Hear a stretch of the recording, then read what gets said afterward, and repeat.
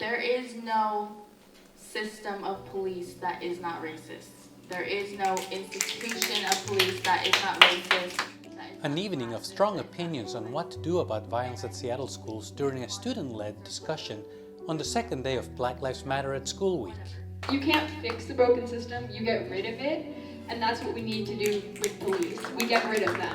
Held 3 months after the fatal shooting of a student at Ingraham High School, Tuesday's panel was made up of students from several area high schools and middle schools, a social worker, and a retired school security specialist. The consequences. The forum was titled Counselors, Not Cops, and it began with a history of police in schools delivered by teacher and Black Lives Matter activist Jesse Hagopian. It's just simply astounding to me that we could be in a city that wants to refund the police and defund our schools, right? They want to close school programs at the same time they want to work to add money to the police budget. For some, the answer to every problem is more police. Most of the panelists voiced their support to increase the number of counselors at schools, especially in the aftermath of the COVID-19 pandemic and the multiple police killings of Black people across the nation, both of which impacted the mental health of young people.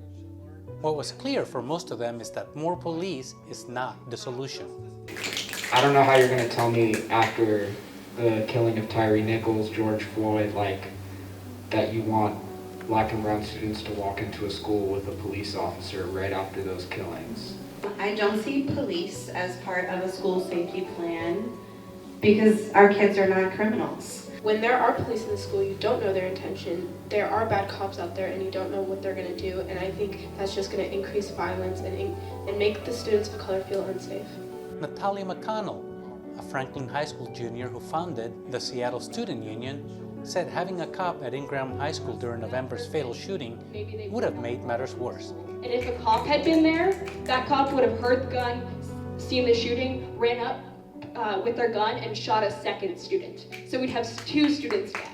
Dalasiana Fudge Minnie, a Rainier Beach High School student who participated in 2 town halls on gun violence at her school in January, had a slightly different opinion on the matter. At the same time, I can't sit here and say that I don't want the police at my school, because I do. Because at the end of the day, they're the only ones that can do something if danger comes. Because I'd much rather have the police do something than a child. Because a child having a gun in their hand is a lot more dangerous than a policeman. Retired school security specialist Michael Dixon spoke about the need to create community and build trust between students and school security. So I learned, as a Black Panther, to serve my community, serve everybody in my community. And you need more security. You don't need more guns. You need more people talking to the students so you can find out where the guns and knives are. That's how you get rid of the guns and knives. You don't call the cops. You talk to the students. If the students trust you, they'll tell you where they are. Sarah Wilhelm, a public health professional and the parent of 2 Seattle public school students, attended the discussion and said afterwards that she was inspired by the students and their opinions. She also had strong thoughts about the role of police.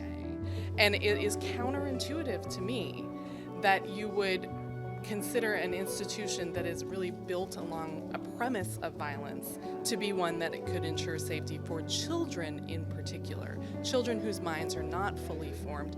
I think what was articulated in this panel is a great example of that. All of our children deserve the opportunity to explore ideas and form their own opinions.